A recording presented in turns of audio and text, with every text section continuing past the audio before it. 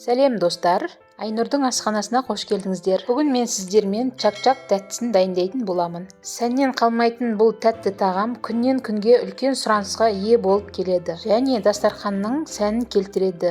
Шаймен ішкенге таптырмайтын тәттінің бірі. Өте оңай дайындалады. Менімен бірге болып, сіздер де дайындап көріңіздер. Видеоны соңына дейін қарап, арнаға тіркелуді ұмытпаңыздар. Алдымен қамыр илеуге кірісеміз. Үлкен ыдысқа жұмыртқаны салып, үстіне қаймақ пен қантты, тұзды саламыз да, бірден електен өткізілген ұнды салып араластырып, қамыр илеуді бастаймыз. Басы бірігіп, қоюланып, қамыр болғанша ұнды шетінен қосып отырып илейміз. Қамыр орташа жұмсақ болу керек. Илеп болып, бетін жауып, 40-45 минутқа тындыруға қоямыз. Арасында 45 минуттан соң бір рет қамырды қайтарып илеп, тағы 10 минутқа қойып аламыз. Содан кейін тынып тұрған қамырды алып, асты үстіне ұн сеуіп жая бастаймыз. Өте жұқа қылмаймыз, орташа етіп жайып аламыз. Кеспеге қамыр жайғанда етіп жаямыз. Осылай жайып, 5 минутқа бетін ашық қалдырып, қамырды кептіріп алу керек. Одан кейін қамырды кесіп дайындап аламыз. Сұйық майды қыздырып, астындағы отын орташаға қойып, кеспелерімізді қызартып, қуырып сүзіп аламыз.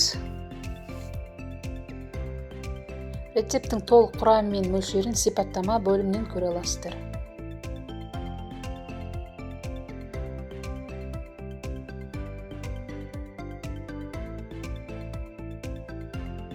Енді чак-чактың бетіне құятын тәтті шәрбатымызды дайындаймыз. Оған мынадай жасанды бал мен мынадай табиғи балды қосатын боламын.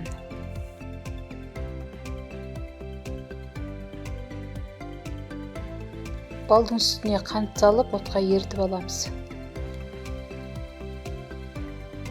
Енді піскен чак-чакты кең ыдысқа салып алып, үстіне қалауыңызша кепкен жемістер салуға болады. Мен қара мейізді жуып алып салдым. Одан кейін ыстық шәрбатымызды құйып, бәрін жақсылап араластырамыз.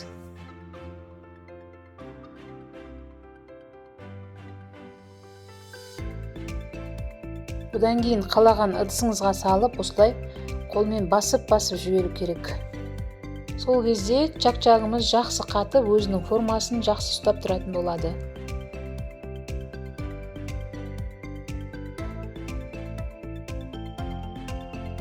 Және еріген шәрбат чак-чакқа сіңу үшін салқын жерге 4-5 сағатқа қойып аламыз.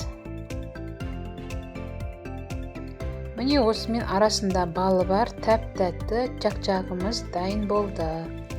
Өз формасын жақсы ұстап, әдемі болып қатып шықты. Міндетті түрде сіздер де дайындап көріңіздер. Сіздерге ұнайтынына сенімдімін.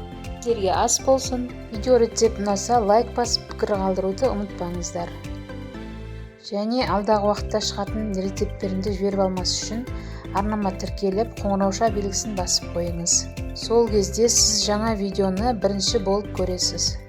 Және поделиться сілтемесін басып, достарыңызбен бөлісуді ұмытпаңыз. Бәріңізге сәттілік.